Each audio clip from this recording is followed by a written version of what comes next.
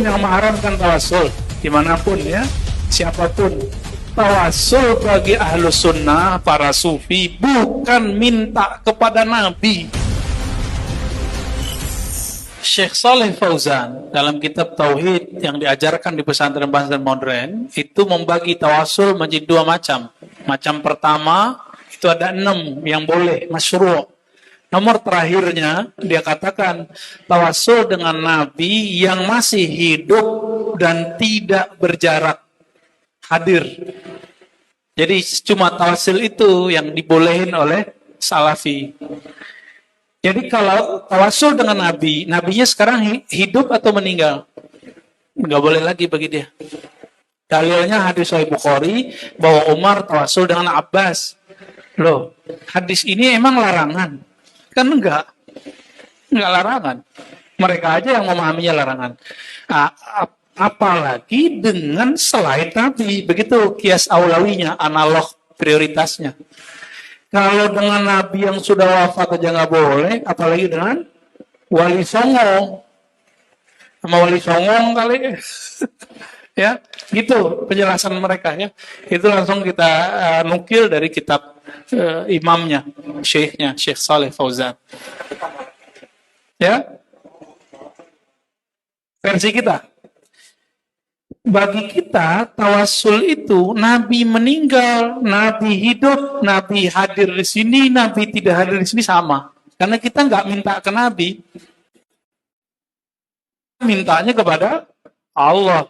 Tapi kita sebut, ya Allah, kami ini pengikut Rasulullah loh.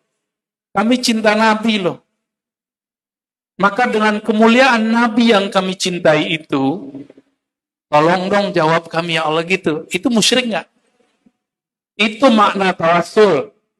Nih, bagi antum yang mengharamkan tawasul, dimanapun ya, siapapun.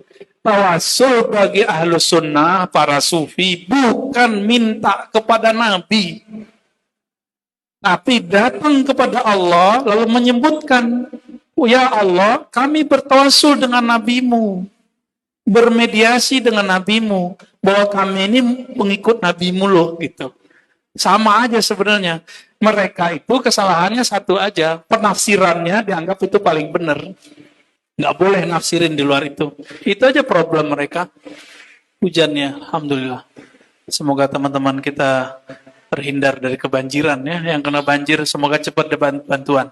Amin, amin. Gitu. Boleh, sama. Maka dalam kitab-kitab hadis disebut bis-shalihin. Bertawasul dengan orang-orang yang soleh, sama.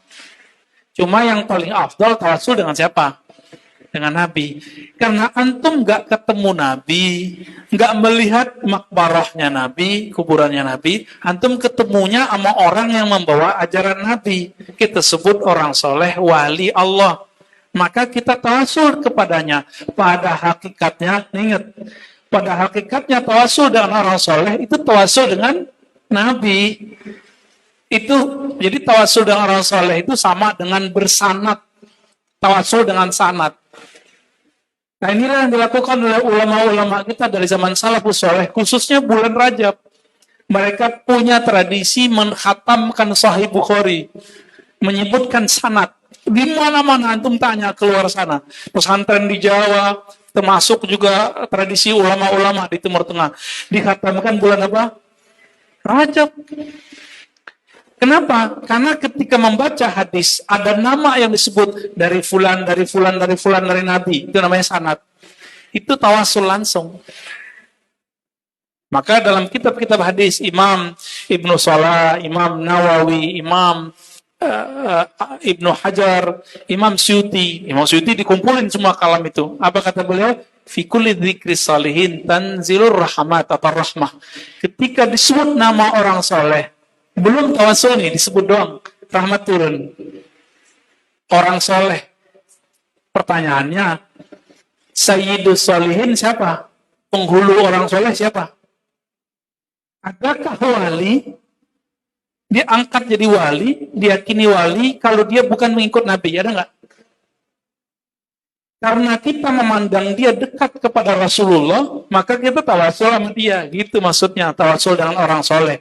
Maka hakikat tawasul dengan wali, orang soleh, itu tawasul dengan Nabi Sallallahu Alaihi Wasallam. Itu sebabnya Imam Zahabi mengatakan, kubur fulan wali Allah yustasqa bihi, ya. Itu orang kalau lagi musim paceklik, orang minta tawasul lagi musim paceklik, itu dengan datang ke kuburan itu. Imam Zahabi, yustasfa, orang minta sembuh dengan tawasul dengan kuburan orang soleh. Kenapa? Karena kuburan Nabi jauh, gitu, ya. Jadi hadis Bukhari mengenai Sayyidina Umar bertawasul dengan Sayyidina Abbas itu bukan larangan. Itu hanya Umar itu melihat Ibnu Abbas wajahnya mirip dengan wajah Nabi. Maka tawasul dengan beliau itu karena beliau pengikut Nabi, bukan? Ya, seandainya Abbas bukan pengikut Nabi, bukan paman Nabi, bisa nggak tawasul dengan Abbas? Enggak. Maka tawasulnya Umar dengan Sayyidina Abbas itu karena tawasul dengan Nabi. Jadi hakikatnya dengan Nabi semua. Ini yang dilupakan oleh para pengarang tawasul karena tidak mau berpikir dalam menjauh. Itu kira-kira begitu, ya. Ya, maka kalau antum mau insaf, mau kemudian menahan diri, ayo sebelum kita emosi, refleks menjawab, baca dulu benar-benar maksud orang tawasul apa sih? Kenapa selama 7 abad nggak ada yang mensyirikannya? Kok tiba-tiba Ibnu Taimiyah antum ikutin, yang abad yang 7 itu antum kemanain? Katanya ikut salaf, kita gituin aja. Nah, ini cara kita bertahan, ya. Gimana? Masih yakin nggak nih mau tawasul? Ya? Muncullah ada orang-orang yang ragu dengan tawasul. Apa kata dia? Ya, saja nih. Karena tawasul itu diperdebatkan, maka kita hindari saja. Kata si ustadz yang takut dengan orang awam. Pakai kaidah lagi, al-khuruj minal khilaf mustahab. Keluar dari khilaf mustahab. Saya sempat terpengaruh juga itu. Menghindari perbedaan mustahab. Dianjurkan. Yang ikhilaf siapa? Ya. Yang berbeda, berselisih siapa? Apakah perselisihannya dianggap? Jadi, maksud Imam Syafi'i, keluar dari perselisihan khilaf itu dianjurkan kalau si yang berselisih dianggap. Antum nganggap nggak khilafnya Ibnu Taimiyah di bab tawasul? Saya nggak nganggap, sebagaimana imam-imam kita nggak nganggap, karena selama 7 abad nggak ada yang mengingkari itu. Itu sebabnya tidak usah pakai kaedah yang tidak dimaksudkan oleh ulama kita untuk persoalan ini. Jadi tawasul aja tiap hari, ya nggak? Nah, tapi antum nih, kalau baca kitab Mafahim, Yajibu An-Tusaha, karya Said Muhammad Alawi Al-Maliki, beliau kan hidup di Mekah. Di Mekah semenjak 1924, khususnya 1980 sampai ke sini, itu wahabisasinya kenceng sekali. Maka beliau kemudian menggunakan kalimat-kalimat yang halus. Apa kata beliau, ya?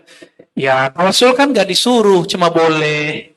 Itu bahasa spekulasi sebenarnya, karena beliau terpojokkan di Mekah. Kita maklumi, jangan kemudian dipahami sebaliknya, beliau gak ada maksud untuk melarang kita tawasul. Tawasul itu perdebatannya cuma 2, boleh sama dianjurkan. Antum pilih yang mana, gitu yang benar. Boleh sama antum ikut yang mana? Yang boleh apa dianjurkan?